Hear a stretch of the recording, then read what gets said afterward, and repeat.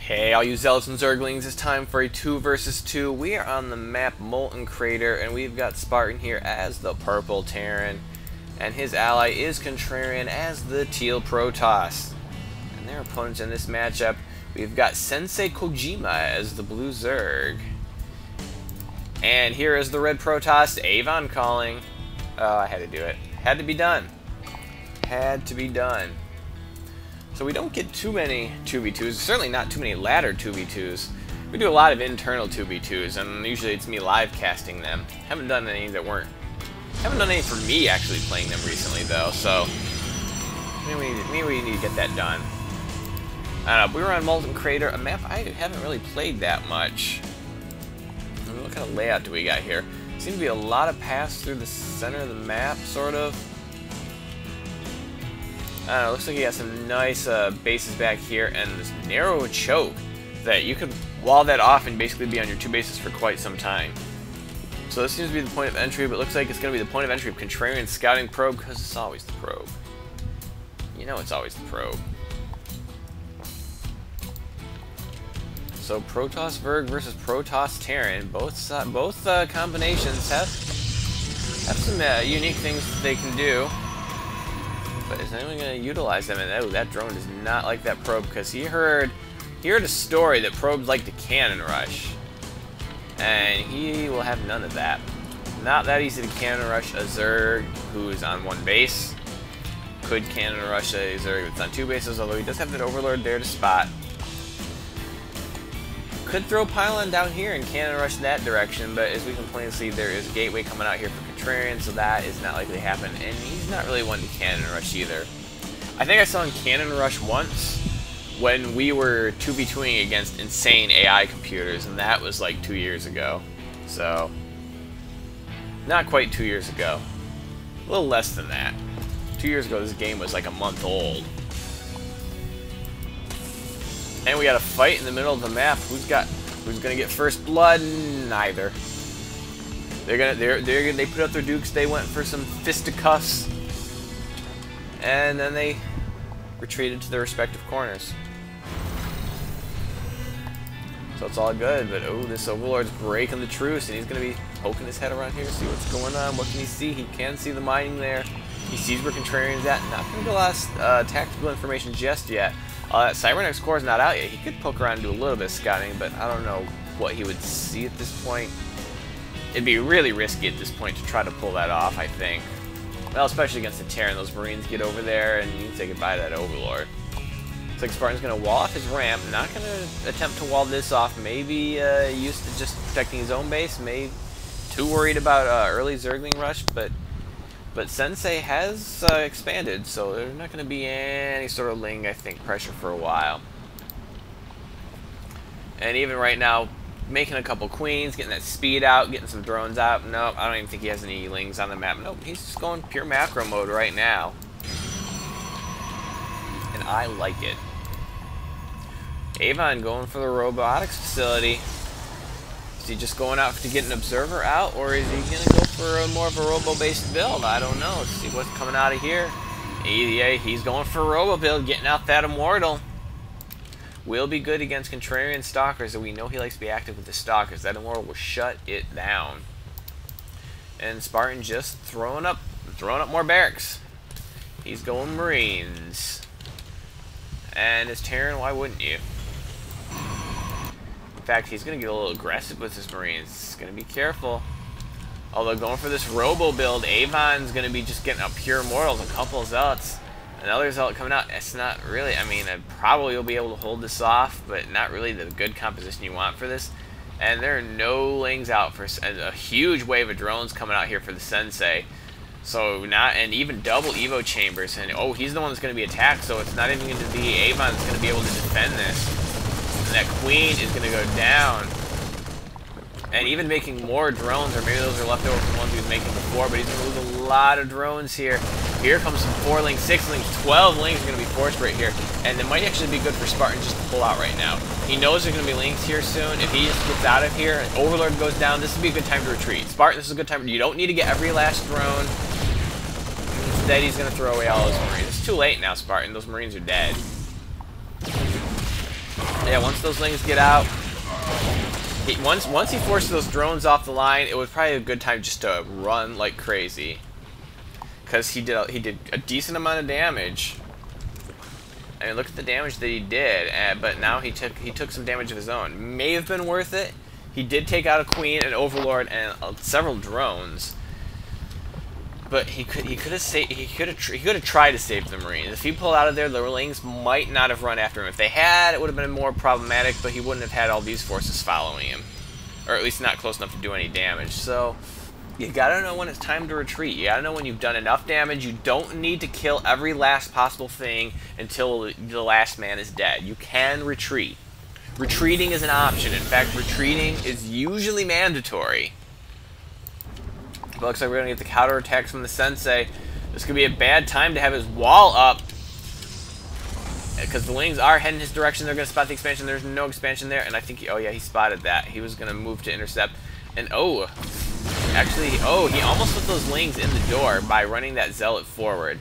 As long as you're going to have that Zealot as part of your wall, you might want to keep him out of your control group, because he could have let those Lings slip in there. I don't know how much damage they would have done. He's got some decent forces and at least one Stalker, but so it was a little risky. I was concerned. Which is now he's got 22 Lings coming out, 1-1 upgrade, getting close to completion. Just another, less than a minute left on that. What are they going to be going up against? Because I saw the Robo facility going down for Contrarian, which means he's going to be switching up into Colossus here pretty soon, and those Lings are going to be absolutely worthless. But he is switching up into Lair Tech, throwing down a macro hatch. Nobody's taken a third yet. Spartan hasn't even taken a second. He has a lot of money. Spartan, he's got a command center ready. We'll get it out there. Get that command center out there, get it into an orbital, order optional, and start mining. So you can start making more production facilities and start making more units. Currently, he's not really doing all that much. Avon's got his expansion up. Gonna be scouting out with his observer. Couple pylons here just to kind of spot anything coming into the base. That's smart. It's a good idea. Gonna be getting double forge out to go for those double upgrades, just like the Sensei's doing with his double Evo chamber. Although currently is not getting his 2-2. His layer is done. He can get his 2-2 now, but has yet. He's gonna go for Spire Tech instead, which will be good against the Colossi as long as there aren't too many Stalkers out. Which presently there aren't. Not a lot of Stalkers. 3 Stalkers is not going to be enough if he goes for enough Mutalisks. But what's a money situation? He'll be able to get quite a few Mutalisks out when that's done. And scouting is going to continue for Avon. Oh, but he's going to go in range of that. Oh, he's so close. Can they see this? Can they see this? They can see this observer. This observer is bright as day. And what's engaging? Is there an observer out there too? Must have been. Well, that observer is probably just out of range of those Stalkers, but they can see it. If he just looks up and sees that red dot, he can take it out. But this might even be a good time when you do coloring the teams, because I actually use this feature when we do team games. So I appear as green, my allies appear as yellow. Oh, and he moved the observer away, and all the enemies appear as red. You don't always know whose units are whose for specific players, but you at least know who's the bad guys. And when you see red on the map, you respond. So there's a non-pro tip for you there. I say non-pro because I'm not a pro, so I can't say I'm giving you a pro tip. That would be arrogant and pretentious.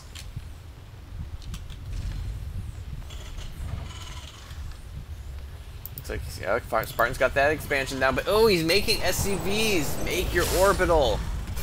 See, look, you can have another mule there, but make your orbital. Why is this not an orbital? Look, okay, you're making SCVs out of this one too. That's good, but you can still make SCVs out of this one and turn this one into an orbital. Look, right now it's doing nothing. Orbital. Click it. Hit B. B. Hit the B key.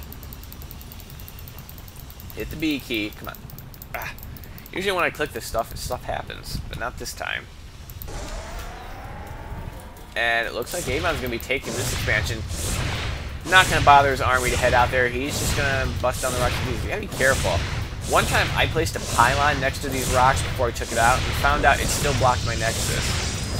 I think I cast that game a little while back. I was not happy with myself, considering it was the same game where I trapped a sentry inside some pylons. I was not happy about that either. It was a game of great unhappiness until we won. But that's another cast. And oh, we looks like we got Corruptors coming out. 2-2 upgrades. I didn't even see those start. We're almost done. So not going for the Mutalisks. Well, he's got a couple of Mutalisks, but it looks like he wants to go for Corruptors. I don't know why he has a couple of Overlords sitting way out there, but does that mean he's going for Broodlord tech? I don't. Or he's expecting the Colossi, which is not a bad idea when you're going up against Contrarian. Assume the Colossi and a lot of Stalkers. Not so many Stalkers this time, though. It looks like they're ready to get aggressive. Oh, both sides look like they might be pushing out at the same time. Oh, a lot of Banelings here. Well, no, I guess, you know, there's Terran. The Banelings are not unexpected.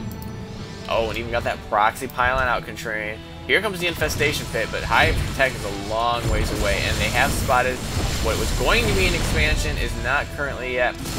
And here we go. The Colossi are going to do a ton of damage to these Zealots, but it's also going to let these Immortals do quite a bit of damage. No, the Corruptors are going to come in a bit late, which is going to let the Stalkers and Marines try to take them out before they can do any significant damage. A couple of them do go out, but not all of them. And these Lings and Banelings are not going to do any good up there. Oh no! Worst case scenario right here. He's losing his army and he can't even attack with it in that current position. Now he's going to try to stream down here and attack. The Marauders in the front are going to take the brunt of the Banelings, which is exactly what Spartan wants. He may not like it, but that's exactly what he wants because it's going to save the Marines and the Colossi and the Stalkers from taking damage. But it looks like they still are going to lose this army. All these Immortals are going to quickly clean up what's left here. Even the Corruptors are going to get in, snipe that Colossus. Yeah, and they lost a lot there, and that is going to hurt. Oh, wait a minute. No, no, no, no. There's enough Marines here to take out all these Immortals. Oh my goodness, I thought that army was going to wipe out, but the tables have turned. These Colossi, or Corruptors, suddenly have nothing to shoot at, and they have nothing to shoot back at. Oh, but that Stalker kind of got lost a little bit on his own right now. And +1 attack on those Zealots, but there's 1-1 on these Marines, but now they're getting surrounded. I think that's going to be enough to take this out. A couple more Zealots coming in here for Contrarian, which will help counteract this Zealot lane combo. He's got more units. And it's now just become the battle of the tier 1s. All the tier 2s and tier 3s failed. It's time to go back to tier 1. Something we know, something we're familiar with, something that we're comfortable with. And doing quite a bit of damage, and it looks like another Queen is going to go down. But then they will clean it. Oh, the Queen's head is standing on end. That is disgusting. And it looks like we're going to get some Mutalisks out now. I don't know if this is a good idea. Here comes a huge swell of, well, a moderate swell. Compared to how many units have been lost on both sides, this is kind of a huge swell. We got to be careful against these Zealots, which do have to charge, which benefits them. Oh, that Mutalisk, good. Never had a chance. Never had a chance. And a couple more Mutalisks. Well, actually, these Zealots are cleaning up pretty good. So you might want to consider your next attack wisely. And we got Observer Speed coming up for Contrarian, +2 attack, Blink on the way, still making those Colossi, +2 ground armor. And he's taking another base and throwing down a lot of cannons, which I think is a good idea with all the Lings that have been out on the map. That is actually a good idea. And a Templar Archives coming here for Avon. Psystorm's calling. Kind of a dangerous place to put it, but they've been holding their front okay. Although if the units had moved down over here instead of down here, maybe they could have taken that out. I don't know. And a DT Shrine coming out for Contrarian. Normally I'd kind of groan at this, be thinking, oh, your attack didn't work, you're making DTs, but I'm going to let it slide. And I'll tell you why. Contrarian, as I'm sure you're well aware, likes to mix Archons in his army. Making DTs for Archons is perfectly valid. It's not cheese, it's not desperation, it's not, oh, I hope they don't have Cloak. It's legitimate, and throwing a couple DTs in your army couldn't hurt either. He could probably use them now because there is a Ling Muta Corruptor force that is about to take out his expansion. And I think there's enough here to do it. They're gonna take a lot of losses at it, but I think there's enough to take it out. And he's gonna try to warp in some zealots. He might be able to save the Nexus unless they focus it down. Oh, it's gonna be ever so close for those Colossi there. I think they're gonna be okay. It's gonna be really down. Well, when I say it's gonna be really down to the wire, I mean the Nexus is fine. It's fine. You also cannot take out a Nexus that fast in those numbers. And that whole force down, gone. I don't know what was lost there. He lost a lot of cannons, maybe a few probes, and a couple of ground forces, which he can afford. But the Nexus is still here. There's still plenty of workers. He can remake those workers easily. And so I think he's going to be okay. And, oh, actually, we do have Archons for Avon, who's not going for Psystorm. He's going for the gas-heavy Archons. That's right, isn't it? DT's 125, 125, Templar 51. Yeah, he's going for the gas-heavy Archons instead of the more balanced Archons. And Contrarian is pushed forward. He's taking out Avon's expansion. He's like, you're gonna have your buddy take out my expansion. I will take out your expansion. Oh, and if he's not careful, he's gonna lead him right here. That Zealot is gonna. Is that Zealot leave that base? I don't think it matters because Contrarian is going after those lings, and he's gonna say, "Hello, what do we have here? We have a lovely expansion for me to take care of." Oh, I guess Spartan's here too. I didn't barely notice him. And it looks like, oh, well, it looks like Avon's gonna find these, well, he's gonna find these reinforcements. They're gonna blink out of there, and Avon's gonna be like, nah, we're not taking that out. That base is gone. Let's move on. He's gonna try to counterattack. But if they pull back right away, I don't think that's gonna be that big of a deal. This force is probably dead. But if they can just hold him long enough, oh, and that's going to delay it. This force is delaying it. This is exactly what they need. They need to delay before the main army gets back, and their main army is starting to stream in. Oh, yeah, he's going to try to group those up. Group those up just a little bit, and they think they have stalled just long enough for their main army to come. You don't want to take the Stalkers headfirst against the Immortals, though. Yeah, this is a little bit better. And they've stalled, and now this army's gone. They can't get out of there. The Colossi will eat up the Zealots. The Archons they're not going to last long. So that little force there looked like it was just going to get slaughtered. And it did. But it delayed the attack until their complete army was able to retreat back there. And that's sometimes how you do it. That is good. I am pleased. The all-seeing Overmind is pleased.